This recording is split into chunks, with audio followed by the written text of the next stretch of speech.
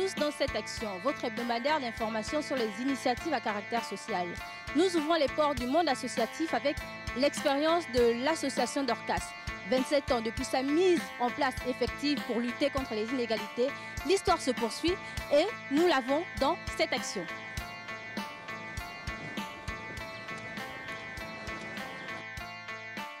C'est au cours de la cérémonie officielle marquant son 27e anniversaire, greffé à la sortie de la 27e promotion de ses diplômés, que nous prendrons connaissance de l'histoire de l'association Dorcas. Il y a 27 ans, jour pour jour, année après année, que se construisait le combat pour la cohésion sociale et pour réduire autant se faire que peut les inégalités. Cette année 2015-2016, nous avons eu un total de 95 inscrits et réinscrits, dont 2 hommes et 18 femmes au métier de couture, 56 femmes et jeunes filles au métier de couture, de coiffure, 10 en alphabétisation traditionnelle, dont 6 hommes et 4 femmes, et 9 en informatique. Aussi, nous avons enregistré un nombre assez élevé d'abandons. La formation étant pratique, certaines se sont confrontées au manque de matériel exigé. Honorables invités, la formation au métier que nous offrons est ouverte aussi aux travailleurs. Nous avons été interpellés par ceux qui ne peuvent se libérer en journée, raison pour laquelle 3 fois par semaine, nos portes leur sont ouvertes. Privilégiant la sensibilisation, la conscientisation et la professionnalisation, l'association Dorcas a construit peu à peu sa vision sans aucune variante en se positionnant comme acteur du développement de l'économie dite de solidarité. Face à la précarité d'un grand nombre de femmes gabonaises, il nous a semblé opportun de créer cette association dans le but de donner à ces dernières une formation susceptible de favoriser leur insertion dans les circuits de production. L'association Action sociale Dorcas est heureuse et fière de servir cette cause, et tout particulièrement lorsqu'il s'agit de participer à façonner l'esprit des jeunes dans le but de leur faire prendre conscience de leur potentiel et espérer à un avenir bien meilleur en prenant en main leur destin. Dernière étape du parcours des 22 récipiendaires, la remise de diplômes. Ce programme nous a ouvert les portes de la vie et la découverte de nouvelles perspectives. Nous aimerions que les institutions qui militent en faveur de la lutte contre l'analphabétisme soutiennent le centre Dorcas afin qu'il réussisse dans sa vision. Une représentation théâtrale suivie d'un défilé de mode et de coiffure auront suffi pour agrémenter et clôturer la cérémonie de remise de diplômes, histoire de présenter au monde les œuvres des nouveaux diplômés et l'avenir prometteur qui s'ouvre désormais à chacun d'eux. Pour cette deuxième et dernière partie de l'émission consacrée à l'entretien, nous allons prendre plaisir à échanger avec l'expérience de l'ONG Dorcas, une ONG dont les actions sont plutôt orientées vers l'action sociale et solidaire, une expérience vieille de 27 années quand même. Notre interlocuteur du jour n'est autre que son secrétaire général, Flaubert Petitpas. Merci d'être avec nous aujourd'hui. C'est moi qui vous remercie.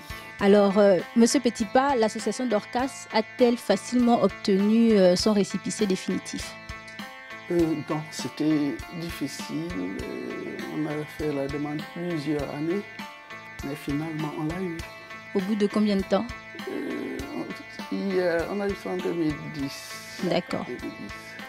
27 ans que l'association Dorcas existe. Votre entrée en son sein a-t-elle la même durée? Non, ça fait 25. Alors racontez-nous un peu votre parcours. Lorsque la fondatrice a commencé, c'était d'abord chez elle. Et elle recevait les jeunes filles chez elle, elle les apprenait à faire des bricoles, mettre les boutons, faire les découpages, un peu des bricoles comme ça.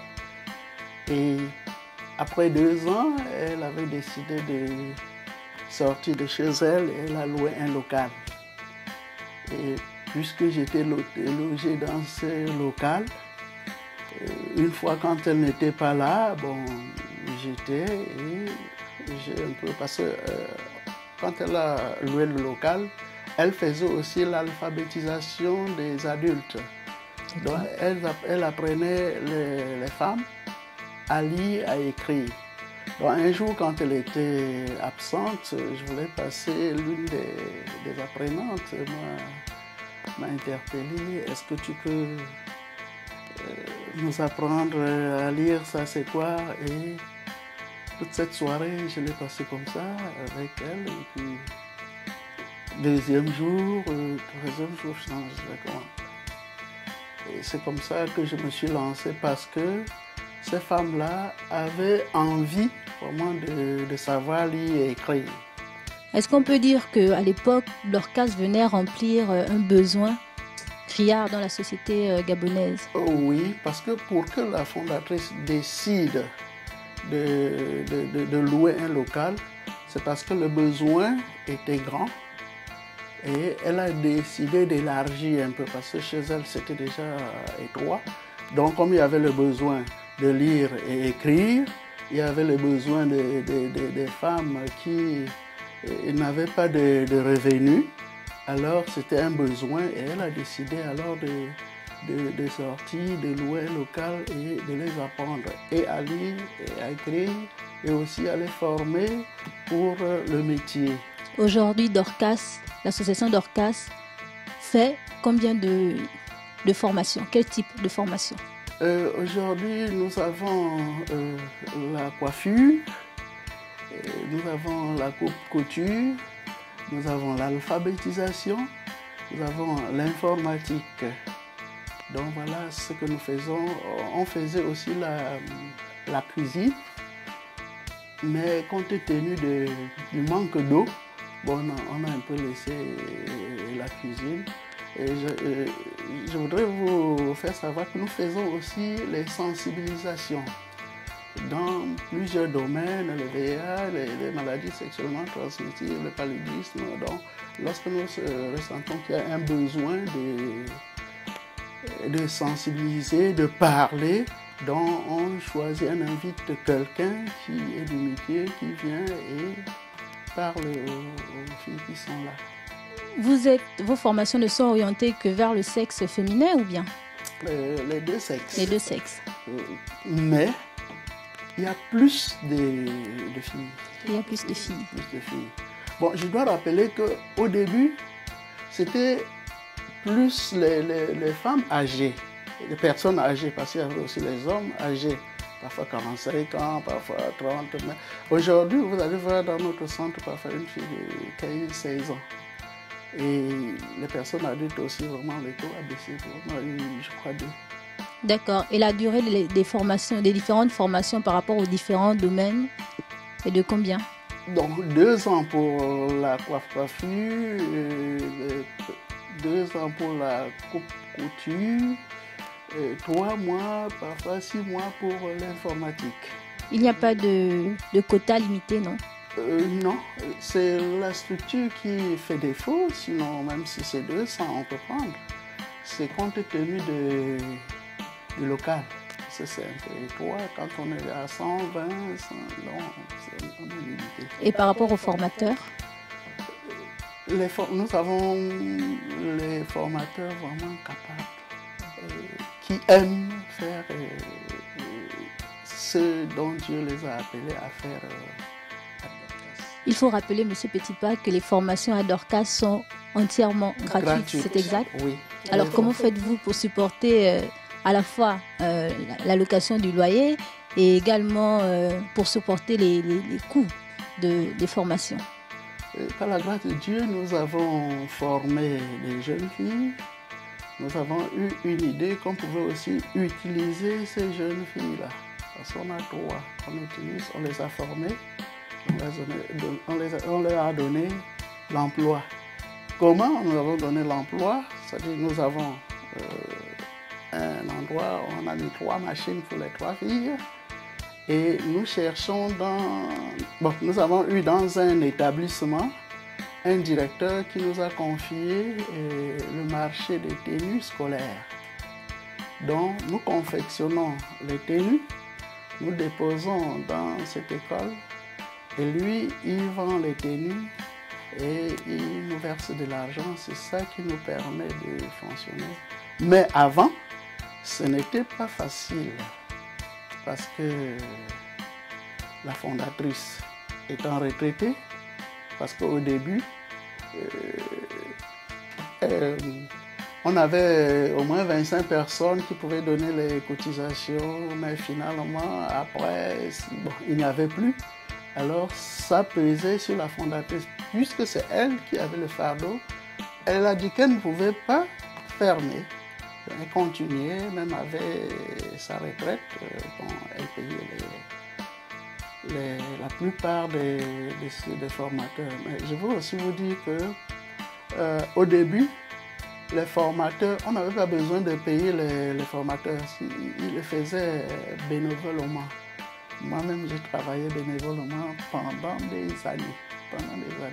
Donc on faisait comme ça parce que ça nous faisait aussi plaisir d'aider les mamans, d'aider les papas, d'aider les jeunes qui avaient envie de connaître quelque chose.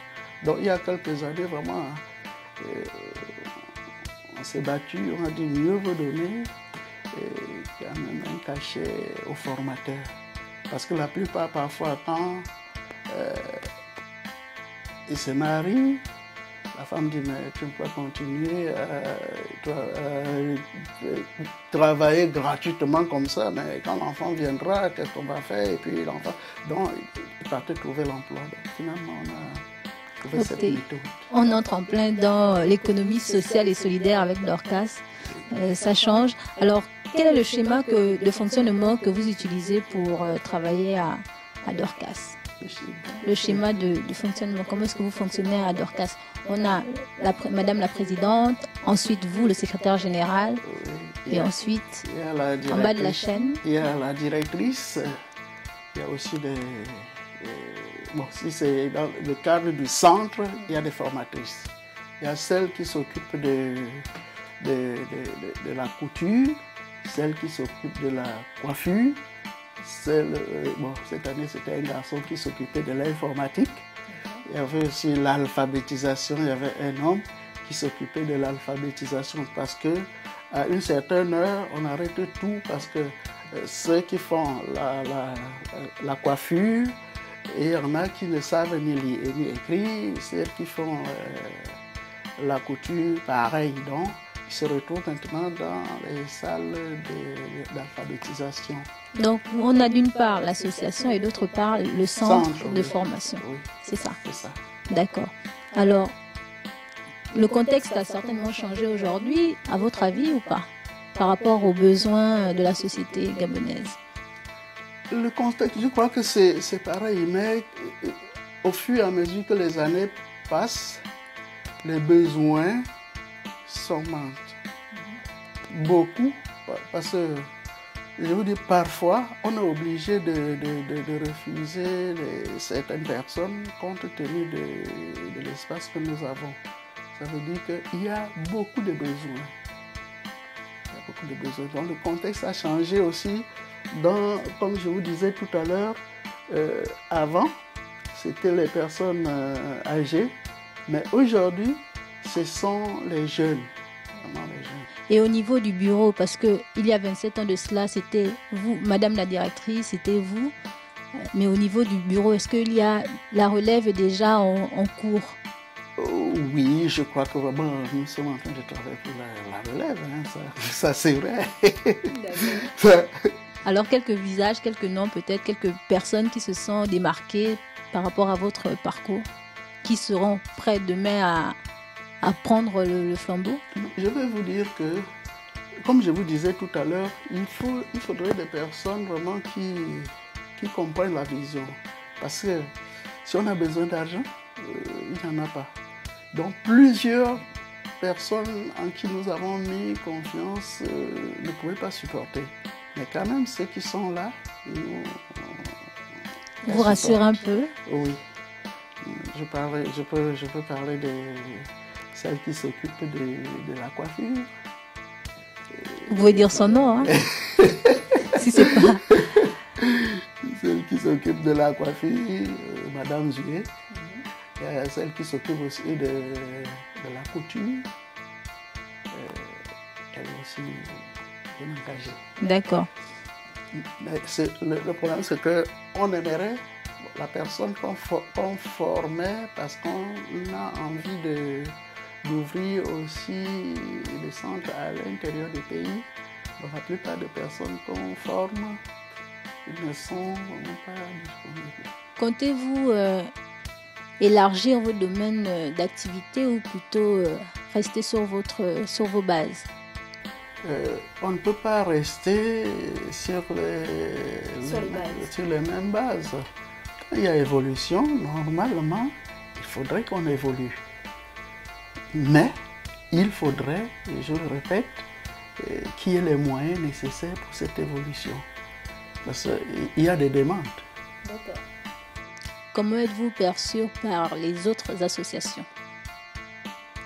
Si d'ailleurs c'est important pour vous et votre équipe, l'opinion des autres associations. Nous travaillons avec le ROPAGA. Okay. Il y a beaucoup des associations, mais ils apprécient ce que nous faisons. Quand on est ensemble, bon, ils parlent de Dorcas en bien. Donc c'est ce que j'essaie. Mais... Donc, c'est ça. Alors nous avons fait le tour de l'action Dorcas. Peut-être aimeriez-vous ajouter un mot pour clôturer cet entretien? Ça nous fait mal au cœur de voir une fille de 16 ans qui ne va pas à l'école, qui ne travaille pas et qui a des enfants. Vous voyez, quand un enfant comme ça, une fille comme ça se présente dans notre centre, on a bien envie de l'aider, à lui donner une formation et même de l'accompagner. Mais parfois, nous-mêmes, on n'a pas de moyens. Ou bien, si elle est venue en retard, on va lui dire qu'il n'y a pas de place. Donc, je crois que si le pouvoir public, l'État gabonais ou bien une personne pouvait nous aider en nous donnant ne fût-ce que même un local, on construit un endroit plus grand et on peut former beaucoup de jeunes. Parce que la plupart, ce sont des jeunes. Et il y en a, je veux dire, il y en a aussi qui viennent même après l'inscription. Lorsqu'on demande le matériel, les mèches qui coûtent 1000 francs, elle n'a pas de mèche. Qu'est-ce qu'il faut faire? Elle ne travaille pas, elle va faire une semaine sans travailler. Pourquoi? Parce qu'elle n'a pas les mèches, parce qu'il faut le matériel. En couture, c'est pareil. Il faut le tissu, il faut le fil.